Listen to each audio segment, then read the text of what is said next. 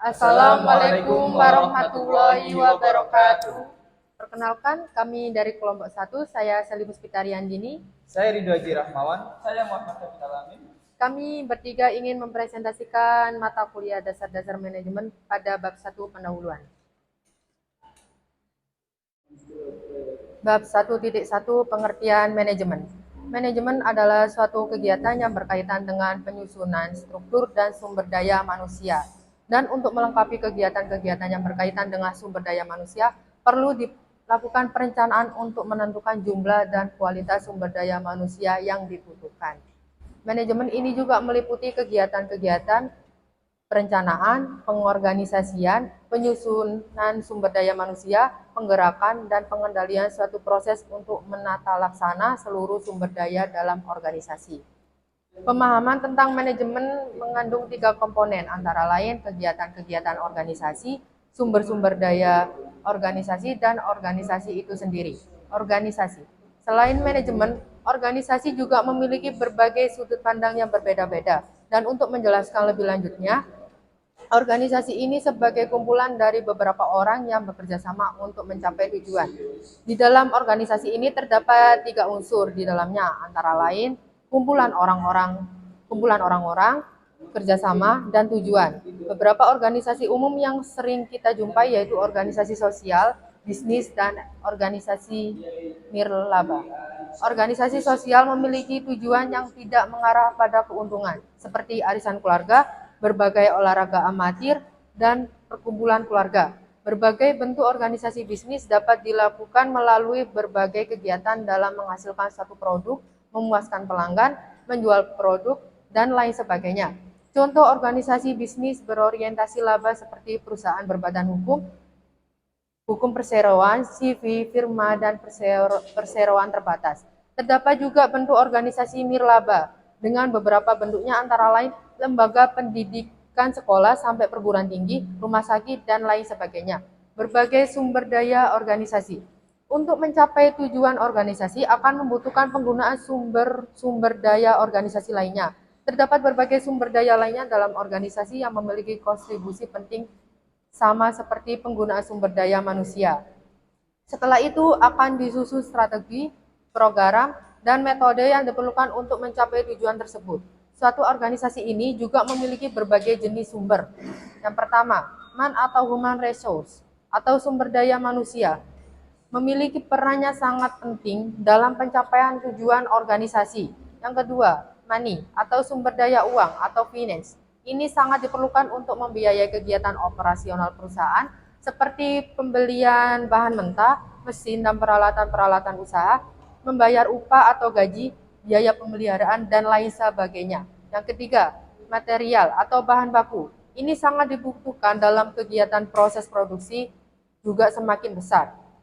Yang keempat, metode merupakan salah satu sumber daya organisasi yang penting berkaitan dengan efektivitas dan efisien hasil produksi. Yang kelima, mesin atau mesin-mesin yang digunakan untuk kegiatan proses produksi untuk barang-barang yang dihasilkan secara fisik.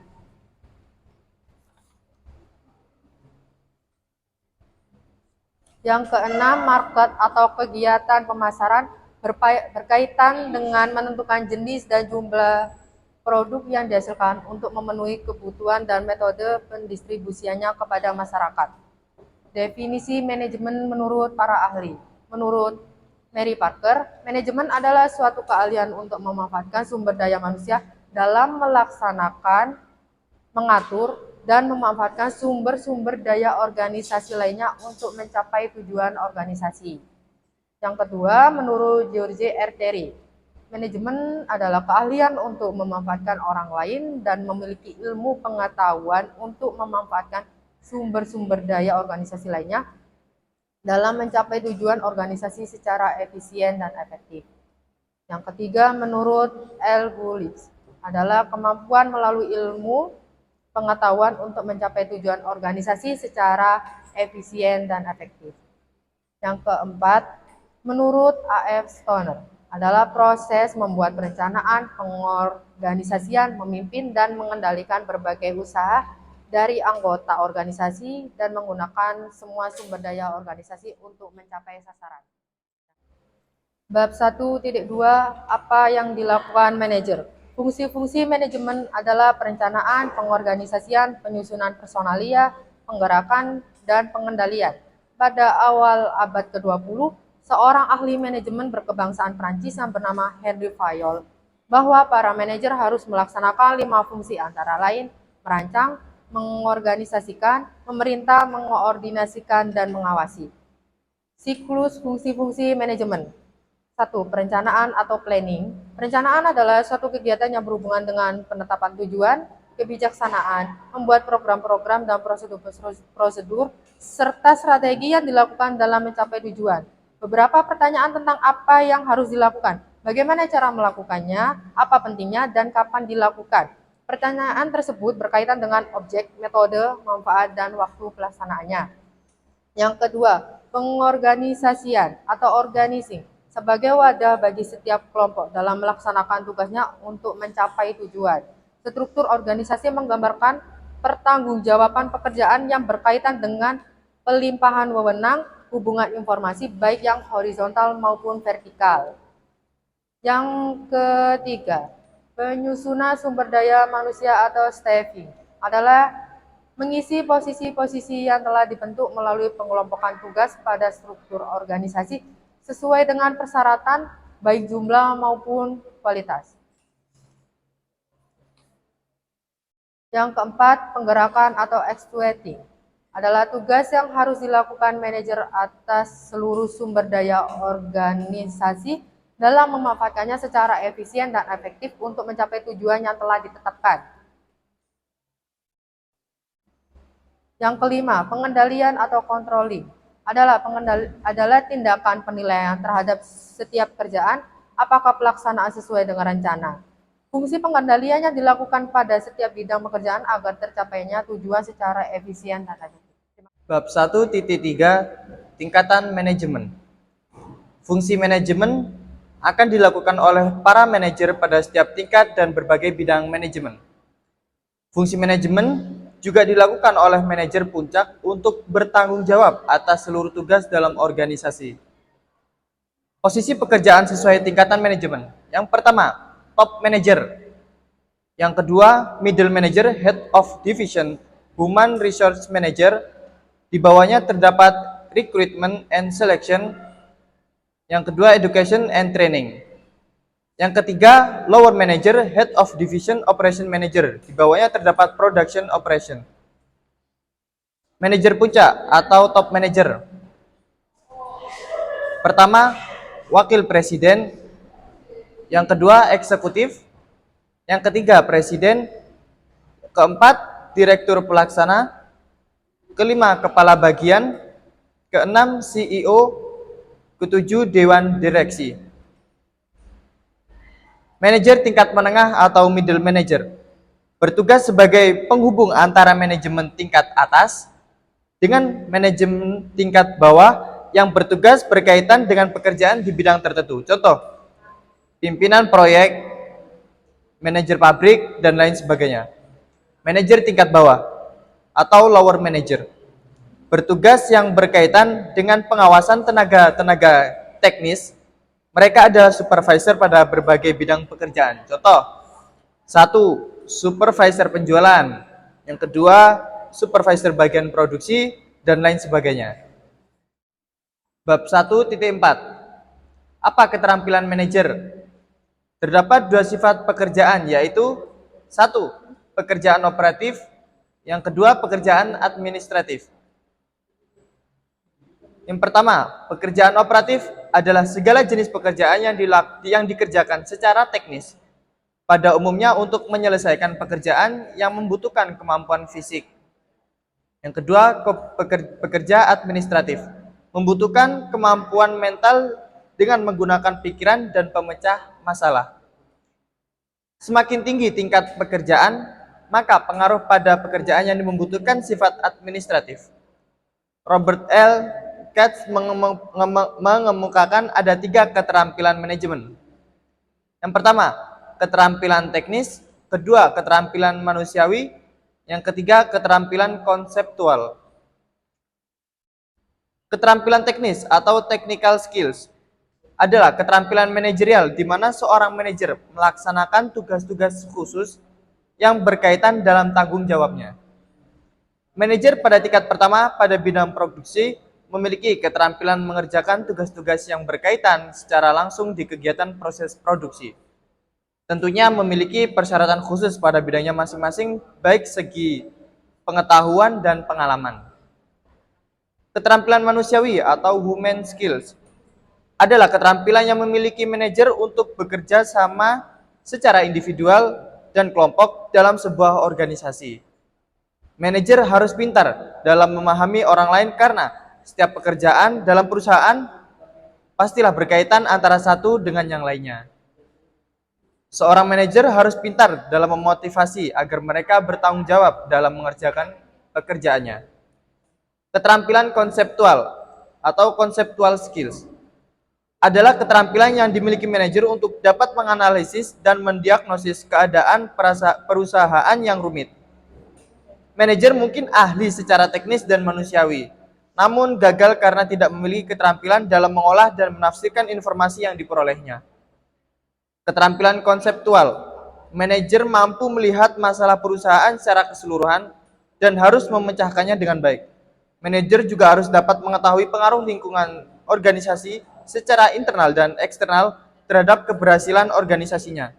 Oleh karena itu, manajer dituntut untuk dapat memecahkan permasalahan dengan strategi yang dimilikinya. Langsung saja ke 1.5, yakni bidang-bidang manajemen. Dalam pemahaman yang lebih luas, manajemen bukan hanya dilakukan pada sumber daya manusia saja, melainkan bisa dilakukan banyak bentuk kegiatan yang lain dalam organisasi. Bidang-bidang manajemen lainnya adalah manajemen produksi, pemasaran, dan keuangan.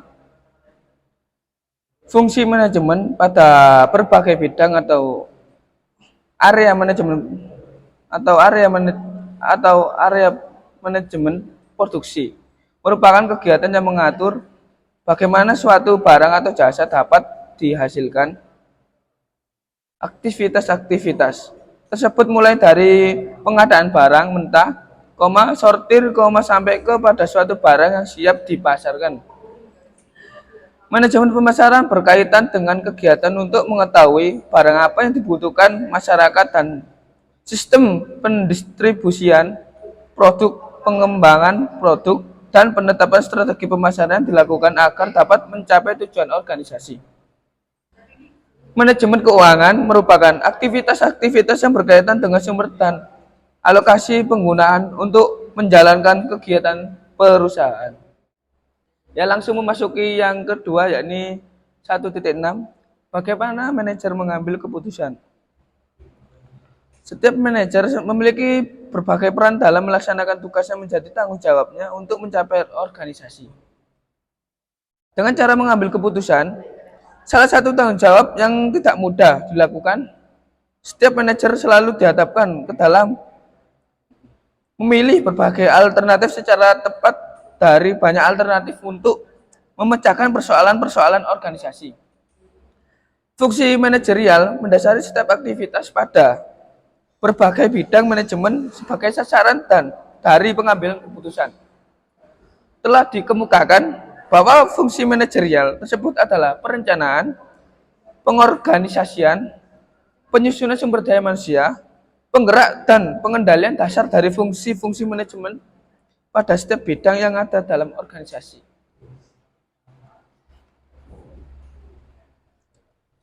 Secara umum, terdapat 3 peran manajer sebagai mana dijabarkan, yaitu yang pertama, peran interpersonal, dalam kurung interpersonal roles, tutup kurung, yang terdiri dari 3 tanggung jawab, antara lain, pemimpin simbiosis, dalam kurung figure head, tutup kurung, pemimpin, dalam kurung, leader, tutup kurung, dan penghubung, liaison, tutup kurung. Yang kedua, peran informal, dalam kurung informational rules, tutup kurung, yang terdiri dari pemantau, dalam kurung monitor tutup kurung, koma penyampaian dalam kurung disseminators tutup kurung, koma dan juru bicara, spokesperson tutup kurung. Dan 3 peran mengambil keputusan, dan yang ketiga yakni peran pengambilan keputusan. Decisional rules terdiri dari kewirausahaan, entrepreneurship dalam tutup kurung, koma penanganan gangguan, disturbance handler tutup kurung, pengalokasian sumber daya, resources allocator, dan perunding dalam kurung negotiator tutup kurung. Berdasarkan pada setiap bidang kegiatan dalam organisasi, manajemen dapat dibagi ke dalam berbagai bidang manajemen. Fred Luntas dan rekannya membagi aktivitas-aktivitas manajemen ke dalam 4 kegiatan antara lain. Yang pertama, manajemen tradisional, manajemen komunikasi, manajemen sumber daya manusia, dan manajemen pembangunan jaringan. Manajemen tradisional meliputi tugas-tugas yang berkaitan dengan pengambilan keputusan, perencanaan, dan pengawasan. Manajemen komunikasi berkaitan dengan aktivitas-aktivitas pertukaran informasi baik dalam maupun luar organisasi. Kegiatan komunikasi dengan kegiatan proses produksi dan dengan para stakeholder lainnya seperti pemasok, pelanggan, pemerintah, dan lainnya yang terlibat dalam pencapaian tujuan perusahaan. Manajemen sumber daya manusia adalah semua kegiatan yang berkaitan dengan kegiatan pengaturan manusia dalam organisasi. Tugas manajemen sumber daya manusia berkaitan dengan aktivitas pengadaan, pengembangan, pemberian, kompensasi, pengintegrasi, pemeliharaan, dan pemisahan sumber daya manusia untuk mencapai tujuan organisasi. Sekian dari presentasi kami. Apabila ada salah kata atau materi yang kurang bisa dipahami, mohon maaf yang sebesar-besarnya. Wassalamualaikum warahmatullahi wabarakatuh.